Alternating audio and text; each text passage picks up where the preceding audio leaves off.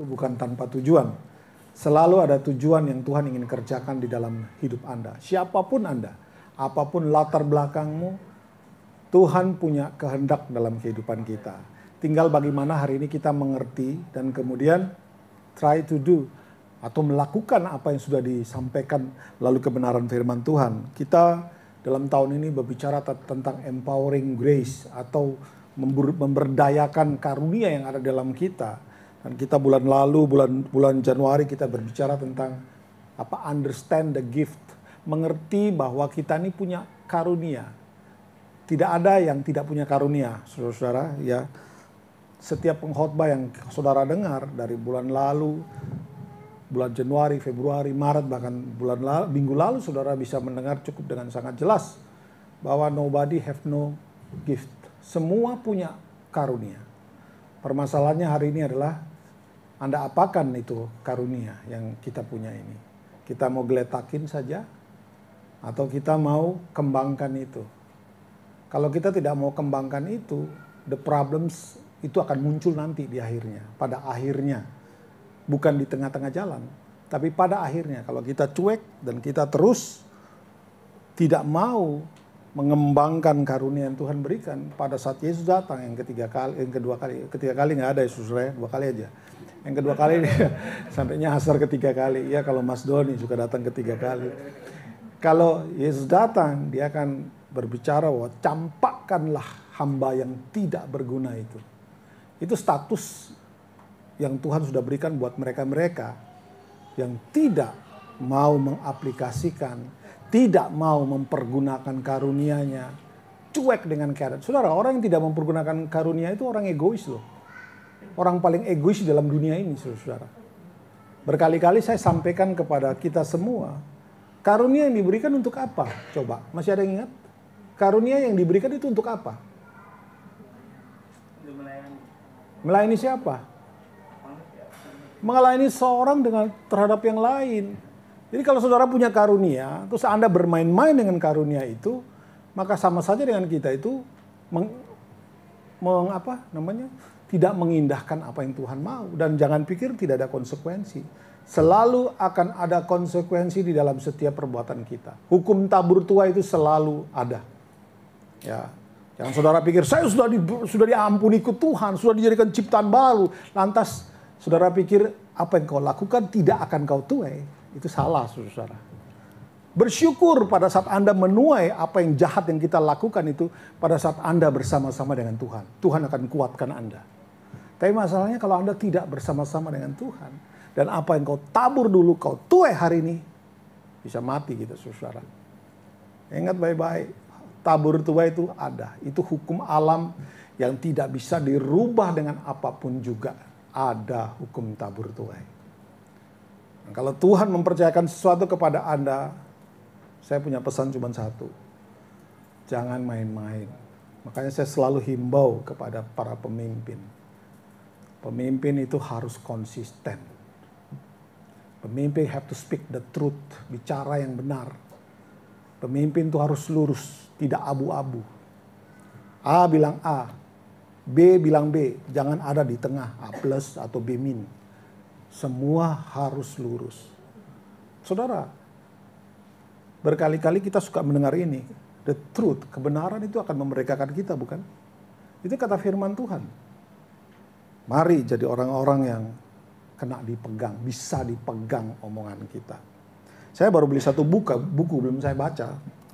Yaitu Character is Everything. Saya belum baca. Itu yang nulis itu seorang ahli psikologi. Saya belum baca dan saya akan baca itu. Menarik sekali, saudara. Bahwa orang dunia pun bisa dapat itu pencerahan dari kebenaran firman Tuhan. Character is everything. Tuhan Yesus itu tidak dikenal karena dia punya kemampuan menyembuhkan orang, membangkitkan orang mati, tidak loh. Kalau saudara membuka Alkitab bisa dihitung kan, Tuhan Yesus melakukan berapa kali mujizat kan bisa dihitung. Ada belasan kurang lebih kan ya. Bukan itu yang membuat dia terkenal. Yang membuat dia terkenal itu apa, saudara? Karakternya, saudara. Tuhan Yesus itu berkarakter yang baik yang perlu kita tiru hari ini. kita ikuti dia. Memang berkarakter benar itu selalu punya banyak musuh. Karena dunia ini selalu berseberangan dengan kita. Dan pada saat kita hidup dalam kebenaran, kita akan dibenci oleh yang utama adalah dunia. Dunia akan serang kita, memaksa kita untuk ikut hidup seperti dunia. Tapi disinilah kita belajar untuk melakukan apa yang Tuhan mau. Dalam hal ini, sekali lagi, kita perlu mengaplikasikan yang kita punya. Hari ini saya kasih judul kedewasaan rohani. Apa hubungannya dengan mengaplikasikan karunia? Sangat berhubungan. Bahkan ini adalah syarat utama seseorang itu bisa mengaplikasikan semua hal yang dia terima dari Tuhan dan dikembangkan. Tanpa ada ini, mustahil. Sulit sekali. Banyak orang di luarnya tampak, melayani Tuhan. Tapi nggak ada kedewasaan rohani, saudara. Kalau Anda mau tahu kedewasaan rohani seperti apa, lihat anak kecil. Lihat itu BK sama L. Mereka pada umumnya tidak peduli dengan sekitarnya. Betul kan? Anak-anak kecil kan begitu kan? Mau teriak kayak, mau apa, mau kencing kayak, mau mereka ribut sendiri. Nggak peduli dengan orang lain. Jadi bisa dilihat apa sifat dari anak kecil yang pertama. Egois. Ya, maunya nah itu contoh itu. Minta ini, minta itu anak kecil. Maunya diperhatikan. Betul nggak Pak Edi? Anak kecil itu kan begitu. Maunya, aduh kamu ini. Maunya yang digitu, dielus-elus. Dicubit sedikit, bisa teriak-teriak 2 malam nanti. Si BK itu kalau tidak diikuti kemauannya, dia drama sekali. Kayak tadi pulang dari Jakarta, mau diganti pampersnya, dia marah. Langsung dia merangkak di jalan, merangkak agak jauh langsung tiarap sambil tangis, begitu. Itu anak kecil, saudara-saudara. What you can do for the child? Nggak ada kan selain kita ambil dia, benar kan Wera? Wera punya pengalaman. Angkat itu anak, mau apa? Sambil telanjang pantatnya, celananya setengah terbuka, saya tepuk-tepukin mau apa kamu dia? Akhirnya diem. Cuma mau tidak diganggu sementara waktu. Itu anak kecil, saudara. Ya, anak kecil bisa nggak mengerti kemauan orang tua? Coba jawab. Nggak ngerti, saudara-saudara. Mau pakai bahasa apa aja. Kalau mereka sudah mau-maunya, ya mau-maunya saja. Dan nggak bisa diapa-apain. Itu anak-anak kecil. Di gereja banyak anak-anak kecil, saudara-saudara, dalam kerohanian. Kurang diperhatikan sedikit, bilang nggak bisa bertumbuh. Bilang kita cuek. Bilang pembalanya kurang mendekati. Semua yang dilakukan semua serba salah. Itu anak kecil kan. Kalau nggak pas di hatinya. Saya membawa gambaran ini ke depan karena saya akan membahas. Karena ini dasarnya Alkitabiah, saudara. Jangankan kita. Murid-murid daripada Rasul Petrus, murid-murid dari Paulus, murid-murid dari Yesus itu berantem, saudara-saudara. Terjadi perselisihan. Apa yang mereka perselisihkan? Misalnya hari ini begini. Saya adalah murid langsung dari Pak Arifin. Lebih bagus yang pendiri daripada Rock. Terus Pak Doni bilang, saya lebih percaya kepada Frankie Utana. Itu pemimpin yang hebat. Terus Indah bilang, saya pegang korden. Kan apa sih Daniel? Apa nih Yohanes? Dia kan, ini kan favorit banget sama Daniel ini, ya kan? Saya pegang korden, ini yang the best. Bab kebapaan kalau mengajar lebih baik. Rasul Paulus bilang apa kepada mereka? Itu anak-anak. Hari ini bukan siapa yang jadi bapak kita secara rohani, secara jasmani. Hari ini yang menjadi bapak kita itu Bapa di surga.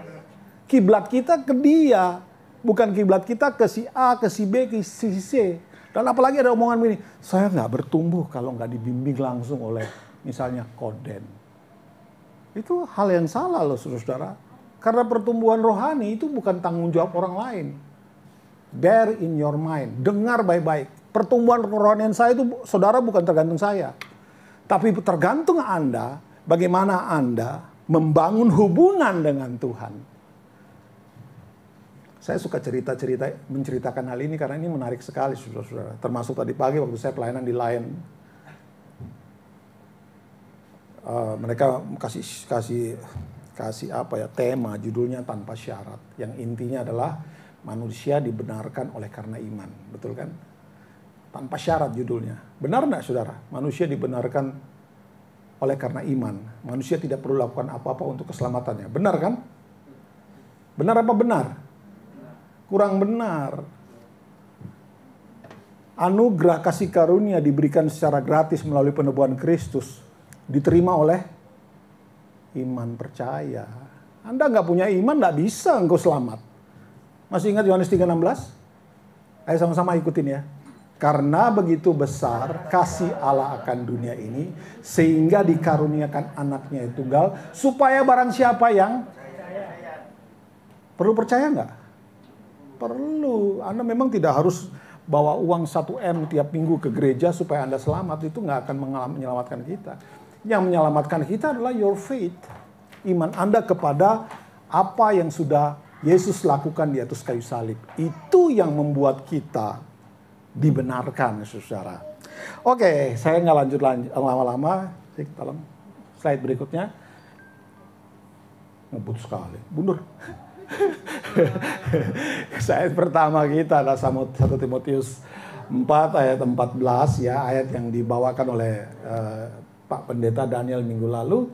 Ayo sama-sama kita baca. 1, 2, 3. Jangan lalai dalam mempergunakan karunia yang ada padamu, yang telah diberikan kepadamu oleh nubuatan dan dengan penumpangan tangan sidang penatua. Ini yang bawaan tidak perlu kita abaikan, karena perlu kita abaikan saja karena ada orang saat ini perjanjian baru, pada saat Roh Kudus mengurapi Anda, di situ juga karunia yang diberikan sudah ada pada kita ya saudara. Mungkin ada yang lebih senang ditumpangi tangan, boleh-boleh saja, tidak masalah.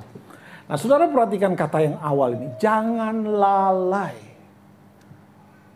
Rasul Paulus mengatakan jangan lalai, itu berarti ada yang lalai. Firman Tuhan harus dilihat dari situ saudara. Perintahnya jangan lalai, karena ada yang lalai. Nah, seperti saya katakan tadi, saudara harus mengerti dan tahu dan benar-benar tahu bahwa kita punya karunia. Paling sedikit berapa? Masih ingat? 1, paling sedikit.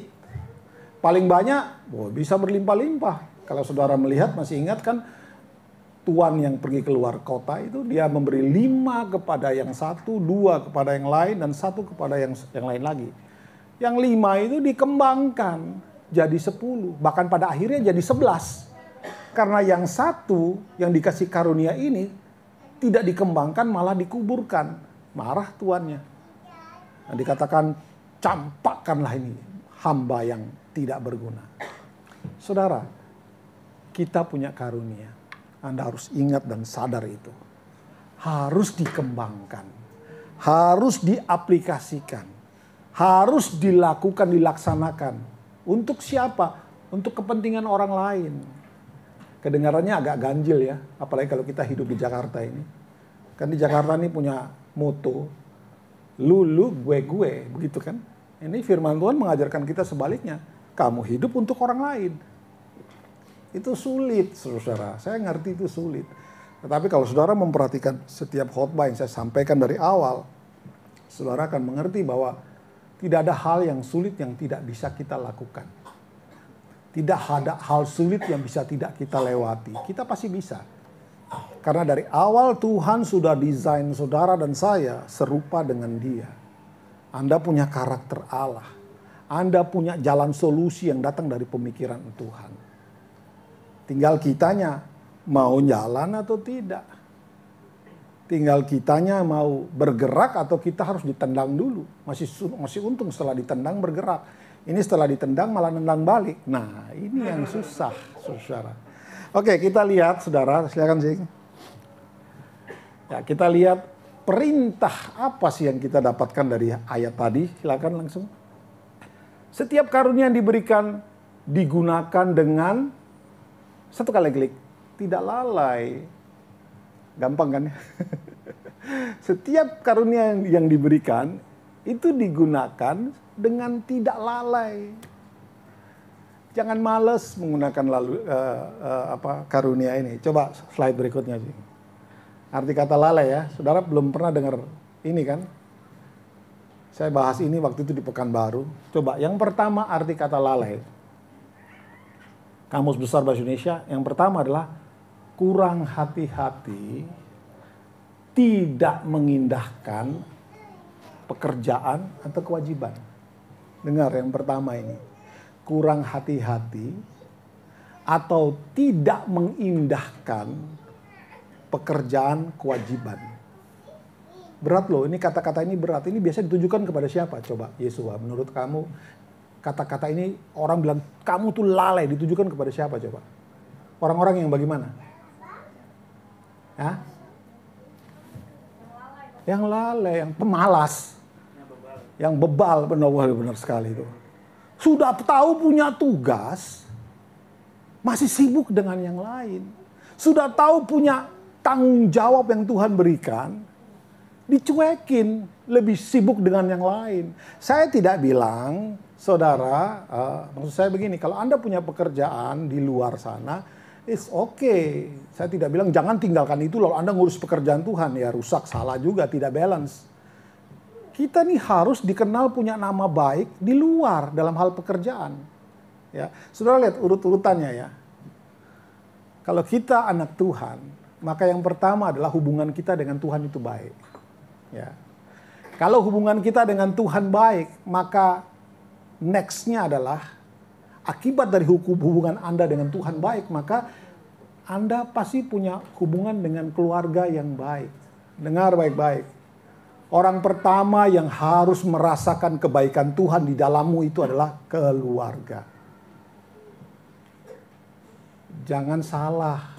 Bukan orang di luar keluarga yang menikmati Anda, sementara mak kamu sama bapak kamu pusing kepala, ini anakku ini kenapa? Apa yang kurang? Kok dia lebih baik sama emaknya orang? Sama aku sendiri kagak. Perhatikan saudara. Ini harus diperhatikan. Jangan kita cuek dan males. Karena dengan Anda berlakukan seperti itu, sama saja dengan engkau sedang tidak mengindahkan tugas dan tanggung jawabmu sebagai anak Tuhan di dalam keluarga. Orang pertama yang harus menikmati siapa dirimu yang takut akan Tuhan, itu adalah keluarga. Amin, Bu Ervin?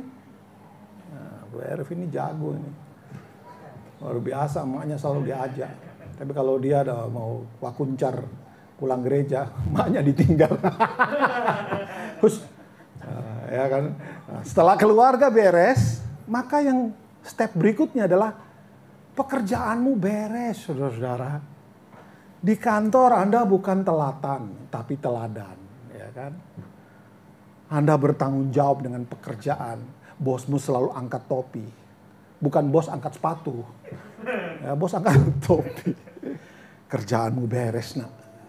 Itu haruslah predikat kita di tengah dunia. Baru berikutnya, pelayananmu beres, saudara.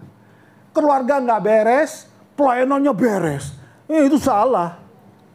Itu namanya munafik, penipu besar itu kayak begitu itu. Keluarga nggak beres, pekerjaan nggak beres, pelayanannya kayak malaikat suci turun dari langit. That's bullshit, saudara-saudara. Itu bohong saja, itu bikin malu orang Kristen. Kalau Anda beres, papa mamamu akan merasakan kehadiran Tuhan di tengah keluarga oleh hidupmu.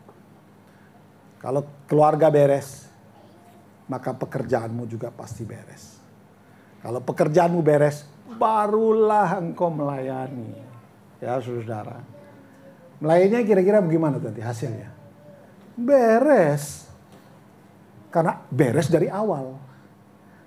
Kalau beresnya, ya saudara bisa lihat kiri kananmu sendiri dan nilai sendiri.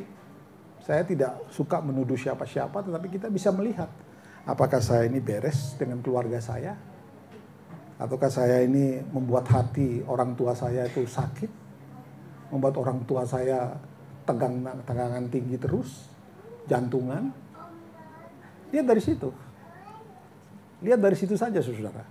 Oke, kita tidak lama-lama. Ini arti kata pertama. Jadi kurang hati-hati. Ya.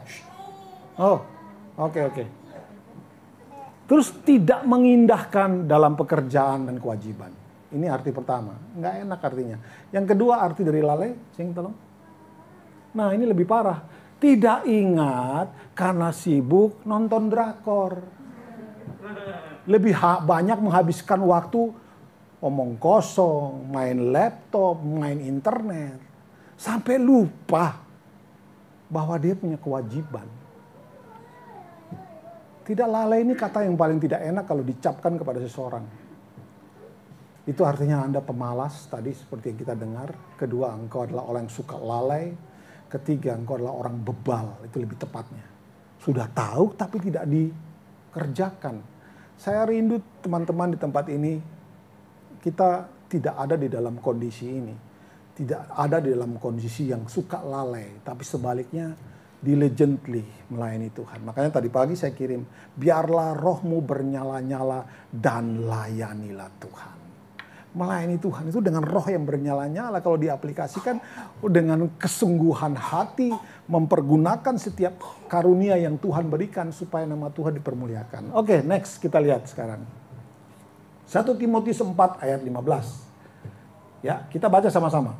1, 2, 3. Perhatikanlah semuanya ini. Hiduplah di dalamnya supaya kemajuanmu nyata kepada semua orang. Jadi tadi di ayat yang ke-14 mengatakan bahwa jangan lalai, pergunakan karunia yang ada padamu. Ayat 15-nya mengatakan, perhatikanlah semuanya itu. Apa yang diperhatikan?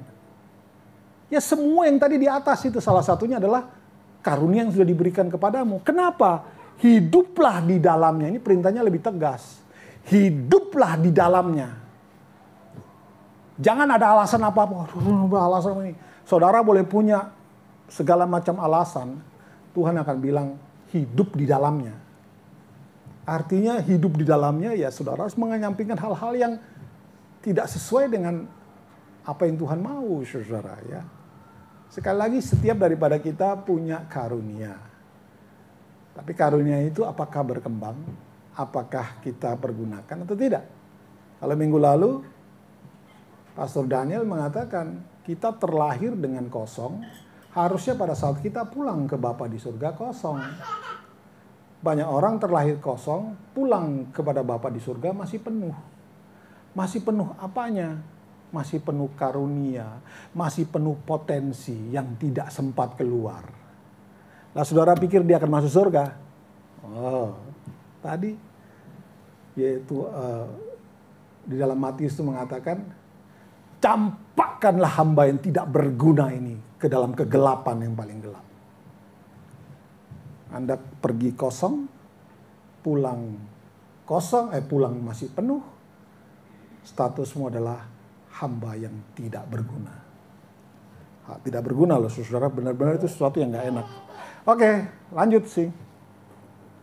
Syarat utama, nah ini syarat utama supaya kita bisa mengaplikasikan karunia-karunia yang Tuhan sudah sampaikan kepada kita. Seperti tadi di judul, silakan sing satu kali tak. Adalah dewasa secara rohani.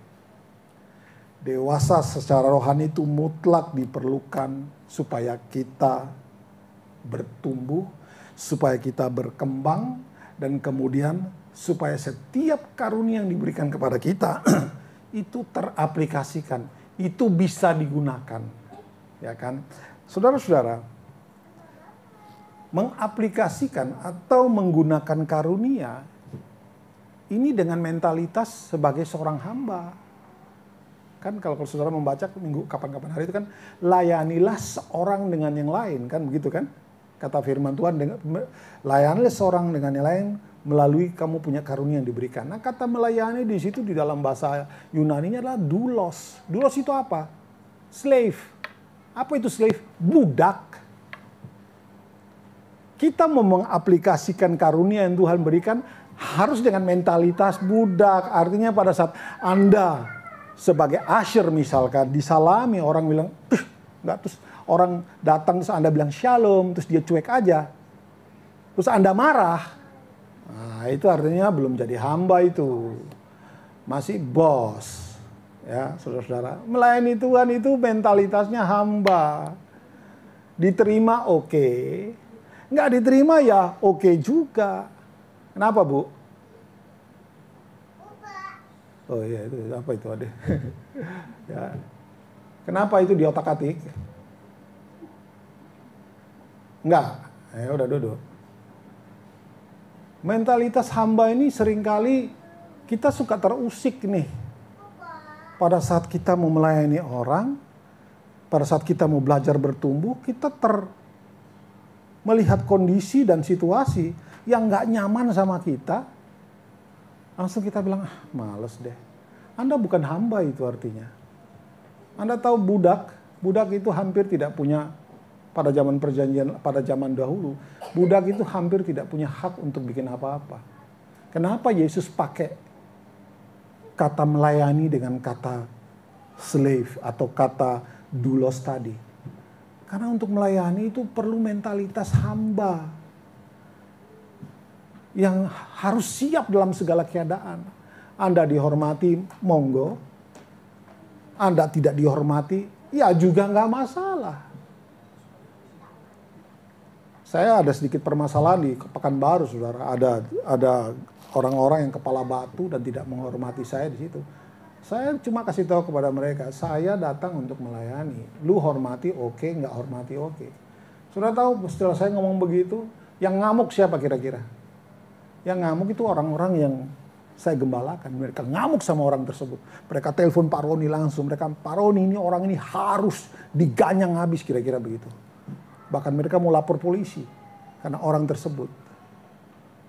Saya cuma kasih tahu, saudara, pada saat kita ini mengambil sikap seorang hamba dan mengaplikasikan semua karunia yang Tuhan percayakan, kita aplikasikan, kita pergunakan supaya nama Tuhan dipermuliakan. Pernyataan Tuhan itu ada, saudara. Perlindungan Tuhan itu ada. Pembelaan Tuhan itu ada. Kita perlu melangkahkan kaki ke sana. Dan kedewasaan rohani ini syarat mutlak. Tadi saya sudah sampaikan di awal. Mau gampang taunya dewasa rohani itu seperti apa? Ya itu orang dewasa. Orang dewasa kan sudah tidak seperti kayak anak-anak. Mereka bisa menahan diri. Mereka bisa berpikir dengan jernih. Mereka bisa menyelesaikan masalah. Kalau anak kecil, nggak ada penyelesaian masalah. Mereka egois. Mereka kalau sudah mau A saja. Mereka tidak bisa mengerti perasaan orang tuanya. Mereka tidak bisa, apalagi kalau saudara ajak, nak, papa lagi nggak ada uang ini. Coba BK saya ngomong begitu sama BK. Nanti dia bilang apa coba? Nggak ngerti dia, saudara. Banyak orang Kristen dalam gereja tuh kayak begitu. Firman Tuhan disampaikan setiap minggu seolah-olah masuk kiri keluar kanan. Nggak ngerti, ini kenapa, Bu? Mana apa? Oh, sesak napas. Oke. Kasih balsem. Ya, saudara ya. Oke, coba kita lihat satu ayat. Silakan. Nah, ini ayat ini menarik. Coba ya. Baca sama-sama, saudara. 1, 2, 3. Sebab sekalipun kamu dari sudut waktu sudah seharusnya menjadi pengajar, kamu masih perlu lagi diajarkan asas-asas pokok dari penyataan Allah, dan kamu masih memerlukan susu, bukan makanan keras. Langsung slide satunya lagi. Sama-sama, 1, 2, 3. Sebab barang siapa masih memerlukan susu, ia tidak memahami ajaran tentang kebenaran, sebab dia adalah anak kecil. Ini musuh utama yang ada dalam gereja, saudara. Banyak orang kelihatan dewasa secara rohani, tapi ternyata bayi. Isinya komplain saja. Siapa yang suka komplain? Ada yang suka komplain? Komplainer itu adalah orang yang suka ngomel. Kalau kita komplain sesuatu sekali-sekali mah normal ya kan. Pastor itu kenapa begini ya? Boleh. Tapi kalau setiap kali omongannya itu komplain, itu namanya komplainer. Dan itu adalah bayi, anak kecil. Yang maunya semua nyaman, have to fit to me. Dan kita berkata, saya bertumbuh. Be careful, pertumbuhan rohani itu bukan tergantung siapa ya, tapi tergantung dirimu. Bagaimana kita bisa rohani bertumbuh?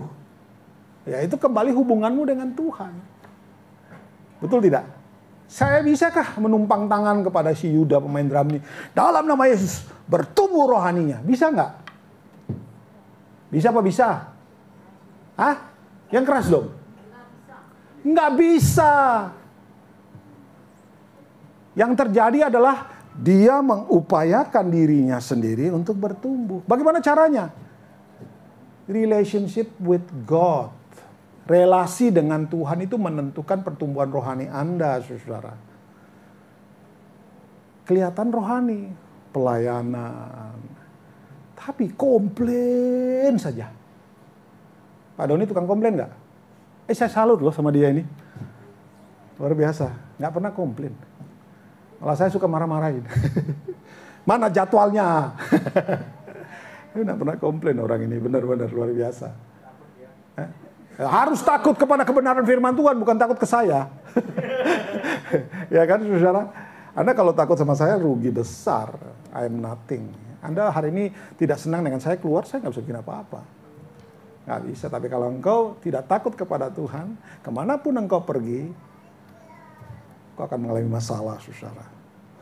Saudara, sekali lagi, kedewasaan rohani ini memegang peranan penting di dalam pertumbuhan, maksudnya di dalam Anda menyadari apa yang Tuhan sudah berikan dan kemudian Anda kerjakan. Itu menolong sekali, saudara. Nah, kalau ada di antara kita yang tukang komplain, mari berdoa. Saya curiga Anda ini tidak punya hubungan baik dengan Tuhan. Maka isinya komplain. Kalau kita punya hubungan baik dengan Tuhan, komplain nggak kira-kira? Tidak, justru kerohanian orang yang punya pertumbuhan rohani baik, semakin hari dia semakin dewasa. Semakin mulai mengerti, oh begini, semakin mengerti, akhirnya mencapai kedewasaan sempurna. Makanya di sana dikatakan, kalau dia masih bayi, dia nggak bisa memahami ajaran kebenaran. Ini nggak enak loh bahasanya. Nggak memahami ajaran kebenaran. Lalu apa yang dia pahami? Ya, dirinya sendiri yang dia pahami, bukan ajaran kebenaran. Saudara tahu, saudara pernah dengar cerita tentang the complainer yang habis dihajar Tuhan sampai mati habis semua? Pernah tahu nggak? Bangsa Israel itu the complainer. Saudara tahu? Ya. Gara-gara mereka tukang komplain, Musa pun nggak masuk tanah Kanaan. Kenapa? Sakit kepala, sakit hati dengan mereka yang tukang komplain. Komplain aja. Nggak ada makanan, komplain. Ada makanan, komplain. Kurang minum, komplain. Dapat minum, komplain. Itu orang Israel, saudara. Satu angkatan pertama itu mati semua di padang gurun. Cuma Kaleb dan Yosua yang masuk. Karena mereka bukan tukang komplain, saudara. Mereka orang-orang yang tahu gift atau karunia yang Tuhan berikan. Tahu nggak saudara mereka punya karunia apa? Pada saat mereka pergi mengintai tanah Kanaan, mereka lihat orang-orang yang ada di Kanaan itu tinggi-tinggi besar, jarinya 6. Pokoknya orang-orang yang serba raksasa. Ke-10 orang lain ngomong, waduh kami seperti belalang di tengah. Kira-kira, maksudnya kami ini kecil banget, kami bakal hinjak mati. Apa kata yang 12 orang ini?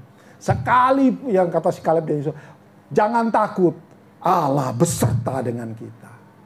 Itu orang yang tahu siapa dirinya. Orang yang punya hubungan baik dengan Tuhan. Cuma mereka yang masuk pada akhirnya. Yang lain habis di padang gurun. Kalau Anda tukang komplain hari ini, berhenti. Jangan sampai berkat Tuhan yang sudah dijanjikan kepadamu hilang. Ya, orang tukang komplain itu pasti tidak dewasa rohani. Ini saya kasih urut-urutan ya, saudara. Komplainer itu datang dari mereka-mereka yang tidak punya hubungan baik dengan Tuhan. Mari uji diri kita. Kita suka komplain nggak? Kalau kita suka komplain, artinya Anda tidak dewasa rohani. Kalau Anda tidak dewasa rohani, artinya hubunganmu dengan Tuhan tidak beres. Artinya di dalammu tidak ada kebenaran. Nggak bisa paham. Orang kalau nggak paham, bisa nggak dia melakukan kebenaran? Kira-kira, Pak Edi? Tidak. Orang nggak paham kebenaran bisa lakukan kebenaran? Ya sudah pasti tidak. Dari sini kalau saudara lihat di Ibrani dikatakan mereka tidak memahami ajaran tentang kebenaran. Why? Anak kecil. Ya. Saudara harus push yourself, dorong dirimu sendiri kalau engkau mau bertumbuh. Pertumbuhan rohani kita bukan tergantung si A, si B, si C, si D, pendeta siapa, bukan. Itu adalah keputusan dan kemauanmu sendiri. Justru kalau kita tidak mengalami tekanan, bisa nggak bertumbuh? Nggak bisa, saudara. Anda masih ingat khotbah saya tentang hukum Newton 3? Oke, kalau repot-repot begini ya. Hukum Newton 3 itu apa? Masih ingat, Iren? Aksi sama dengan reaksi. Apalah kan lupa, sudah berapa puluh tahun yang lalu ya. Dengar saya kasih tahu, aksi dengan reaksi itu artinya begini. Kita hari ini bisa berjalan kan? Betul kan? Betul kan, saudara-saudara jalan begini bisa kan? Nggak tenggelam kan? Kenapa Anda nggak jalan terus ketenggelam gitu? Kakimu tenggelam. Karena pada saat kita menginjakkan kaki seperti ini, gaya yang besar itu, selain berat tubuhmu yang mungkin 100 kilo, ditambah dengan Anda berjalan, itu tambah lebih berat kan? Kira-kira 120 tekanan kakimu ke bawah, ada tekanan yang sama yang berlawanan, yang juga sebesar 120 kg, sehingga membuat Anda tidak jatuh. Apa sih artinya? Sebelumnya Anda perlu tahu, Sir Isaac Newton itu, selain dia ahli matematika dan fisika, dia itu ahli teologi. Jadi saya curiga, hukum fisika, hukum Newton 1, 2, dan 3 itu dasarnya firman Tuhan. Apa sih artinya aksi dan reaksi? Anda hanya bisa tambah kuat kalau Anda dapat dorongan yang melawanmu. Betul enggak? Betul apa betul? Sudah Bu, sesaknya Bu? Sudah mendingan. Dikasihin apa tadi? Minyak kayu putih. Oh iya. Saya ada minyak kayu hitam, mau nggak? Ya. Justru semakin Anda mau bisa berdiri teguh, maka tekanan yang menyerangmu itu juga harus sama kuatnya. Baru kita bisa berdiri tegak, betul nggak saudara? Coba saya tanya saudara kalau jalan sambil atau saudara berdiri saja tidak melakukan apa-apa, mana yang lebih berat? Mana yang rasanya lebih berat? Pada saat berjalan atau saudara diam? Diam kan? Kenapa kalau kita berjalan tambah berat? Lebih banyak tenaga yang diperlukan? Karena ada gaya dari sana yang menahan Anda, selain angin, selain segala macam, ya kan? Jadi pada saat kita berjalan, kita harus tambah kekuatan. Makanya jogging itu adalah salah satu saran dokter supaya kita sehat. Saudara coba lihat, kalau nggak ada angin yang angin yang menahan Anda kan tidak akan keluarkan tenaga apa-apa. Tapi justru ada tekanan dari sana yang membuat kita lebih berat jalan, tapi justru itu yang menyehatkan. Ya, saya tuh bingung sama orang yang suka bilang, saya nggak bertumbuh di sini Pak. Saya bingung. Justru pertumbuhan itu harus ada di tengah-tengah kesulitan hidup. Saudara-saudara. Kalau kita mengalami kesulitan hidup, itulah kesempatan Anda sedang bertumbuh. Ini ada Pak David ini, seorang bisnismen. Beliau berhasil. Betul kan Pak? Kalau tidak ada tantangan bagaimana Pak? Kira-kira bisnis kita akan tambah baik atau biasa-biasa saja? Stagnan, benar stagnan, nggak berkembang. Bapak ini justru semakin ada masalah, dia pikirannya berkembang. Oh ini harus coba ini, harus coba itu. Nah itu yang terjadi. Jadi kalau ada orang bilang, saya nggak bertumbuh. Terus nyalahin si A, si B. Environment ini nggak cocok sama saya. Ya, itu salahmu sendiri. Dan artinya, you have no relations dengan Tuhan. Relasimu dengan Tuhan itu nggak beres. Kemudian kau adalah anak-anak kecil yang tidak mengerti ajaran kebenaran. Bagaimana kamu bisa paham kebenaran dan melakukan kebenaran kalau nggak ngerti itu saudara. Dan kalau nggak ngerti itu tentang kebenaran, sulit bagi kita mengaplikasikan setiap karunia yang Tuhan percayakan kepada kita. Sulit saudara. Jadi apa yang harus dibenahi? Pemahaman tentang kebenaran. Apa kebenarannya? Bahwa setiap karunia diberikan supaya Anda aplikasikan itu. Saya seringkali kan bertanya kepada Pak Doni. Pak Doni ini loh yang ini ya. Ya yang itu. Yang baju kotak ini loh. Itu siapa namanya? Faruk atau Doni, Pak? Pak Michael. Saya suka tanya sama dia. Kamu dikasih nama kenapa? Kenapa kamu dikasih nama? Ya. Supaya diingat. Oke. Supaya dipanggil. Oh benar. Dengan catatan. Kalau kamu hidup dengan orang banyak, betul? Betul kan? Bu Hera, benar kan Bu Hera? Kita kalau hidup sama orang banyak, tentu saja Anda harus dinamai. Kalau enggak panggil Anda nanti bingung. Hai. Hai siapa? Ya kan? Hai. Kita didamai itu karena kita hidup dengan orang banyak. Kalau Anda sebagai Tarsan, perlu nggak dikasih namai? Hidup sendiri. Nggak ada satu manusia pun di planet bumi ini kecuali ini Abang Doni. Perlu dikasih nama nggak? Perlu apa perlu? Adam itu bukan nama loh. Adam itu artinya manusia. Adam itu bukan nama, saudara. Kalau hidup sendiri mah ngapain dikasih nama? Nggak ada yang panggil saya kok. Tapi permasalahannya Tuhan ciptakan Anda sebagai makhluk sosialisasi. Hidup dengan orang banyak. Maka dikasih nama. Tujuannya apa? Untuk kepentingan orang banyak. Betul tidak? Dari kasih nama aja kita bisa melihat bahwa hidup kita ini ada untuk kepentingan orang lain. Ini yang sulit sekali dicerna dan dilakukan oleh kita pada umumnya. Kita selalu memikir ini uang-uangku kok. Ngapain lo kasih-kasih? Ini waktuku dengan keluarga tercinta. Ngapain ngurusin orang itu? Kalau Anda masih punya pemahaman ini artinya engkau tidak mengerti ajaran kebenaran. Dan artinya apa? Anda masih anak kecil. Ya sulit berkembang. Banyak orang yang sudah umur 70-80 tahun. Tapi tidak dewasa secara rohani. Mereka ini bikin masalah dalam gereja. Gak heran Tuhan gak izinkan tuh tukang komplain masuk ke dalam tanah Kanaan. Dihabisin dulu semua di atas di padang pasir. Anak-anak mereka itu yang masuk tanah Kanaan. Saudara, saya tidak bicara yang lebih lanjut tentang hal ini. Saya rasa saudara cukup mengerti. Tujuan kita dewasa secara rohani adalah supaya kita ini bisa mengaplikasikan, kita bisa mengerti ajaran kebenaran. Apa itu ajaran kebenaran yang sedang kita bahas hari ini? Adalah tentang karunia. Ya, saudara ya. Ada amin? Itu siapa yang baru muncul tuh? Siapa itu? Aku lupa namanya. Pon, siapa Pon itu dia masuk tadi? Lauren. Amin Lauren? Lauren baru masuk atau dari toilet? Untung kamu dari toilet. Kalau kau tidak dari toilet, aku suruh Yesua kasih sepukulan, 2 pukulan. Saudara, saya mengasihi Anda. Makanya saya ngomong seperti ini. Saya tidak mau kita tuh hidup dalam stagnansi seperti kata Pak David. Tidak berkembang. Kita cuma begitu-begitu saja. Masalahnya ada yang harus Anda pertanggungjawabkan pada saat Yesus datang kedua kali. He will ask, mana 5 karunia yang sudah kuberikan kepadamu? Kita harus bilang, siap. 5 jadi 10 bos. Hai hambaku yang baik. Hai hambaku yang apa? Setia dan baik kan. Taat lagi.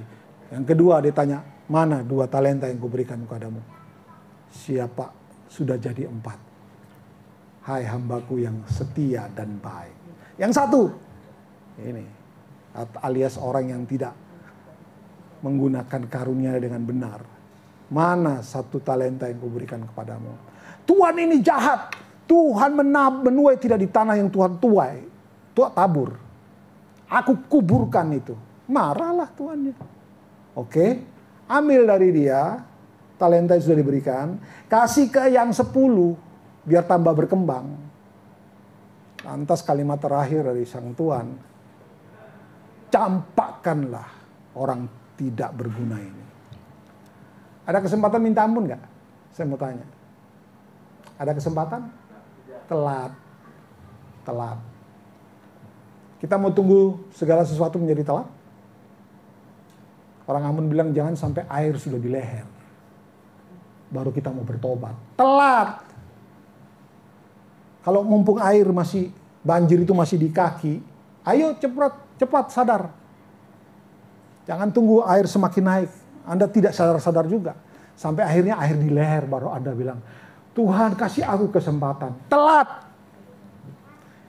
Itu yang menjadi ketakutan saya kalau kita mengabaikan semua yang Tuhan sudah percayakan dalam hidupmu. Amin, saudara-saudara. Apa saja yang Tuhan berikan kepada kita, apa saja yang Tuhan percayakan kepada kita, termasuk umur tambah panjang. Amin, Bu Nana. Bu Nana jangan lihat kiri kanan, yang ulang tahun Anda kan. Saudara, itu yang itu ulang tahun ya. Yang keberapa, Bu? Sweet 17? Ya udah, dirahasiakan saja. Yang pasti hambanya ini, coba lihat dulu ke hambanya itu, ya, lihat ke sana dan katakan selamat ulang tahun, Ibu. Ya, yang itu, yang kuning yang ini, jangan mamanya Yesua. Ya,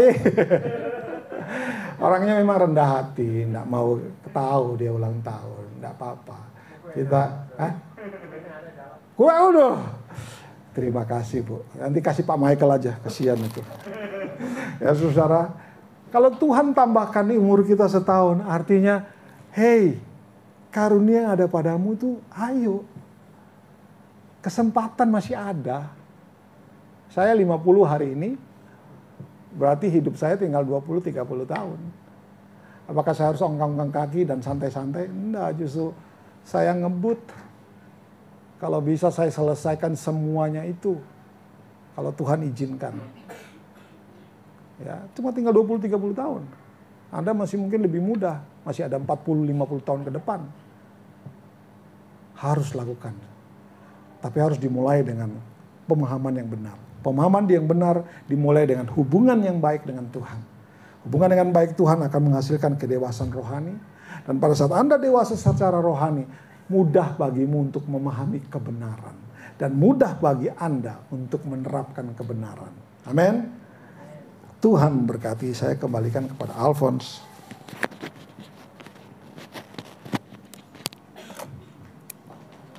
Mic-mu. Oh, itu pakai.